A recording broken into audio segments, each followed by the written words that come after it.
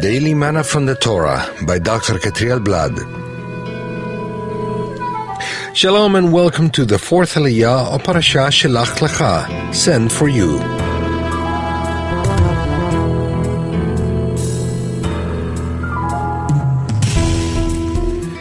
Numbers 14 verse 26 to chapter 15 verse 7 is where we find this Aliyah. Today we'll be covering verses 28, 29, and 33 of chapter 14. So tell them, as surely as I live, declares the Lord, I will do to you the very things I heard you say. In this desert your bodies will fall, every one of you 20 years old or more who was counted in the census and who has grumbled against me. Your children will be shepherds here for 40 years, suffering for your unfaithfulness until the last of your bodies lies in the desert. Can parents' words influence over their children for many years? The tongue has the power of death and life. Those who complained received exactly what they said in their cry of disbelief. The Eternal deemed their complaint and disbelief as spiritual adultery.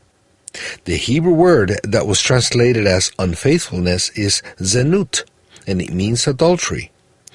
What kind of adultery did they commit? Did they bow down to another god? No. They said that it would have been better to die in Egypt or in the desert than to fall by a sword and be taken in captivity. They also talked about naming someone to lead them back to Egypt. The Eternal called this attitude adultery. Being in a covenant with Him and not trusting Him and His promises is spiritual adultery. Not submitting to the leaders established by Him and seeking to have other leaders democratically chosen is spiritual adultery.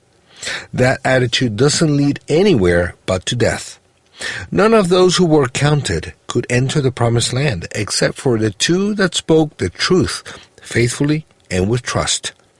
Death and life are in the power of the tongue, and those who love it will eat its fruit. Proverbs 18, verse 21. Those who weren't counted, the elderly, women and children up to the age of 19, were not included in this sentence. This teaches us that for those who are chosen for a task of more responsibility, the judgment will be greater in case of being unfaithful. The others were also unfaithful, but since they weren't in the list of the counted ones, they didn't have to die in the desert. The children of those who died had to carry the consequence of their parents' spiritual adultery and spend 40 years in the desert until they received the promise. Because of their parents' words, they had to be shepherds in the desert for 40 long years. How important are the words we utter?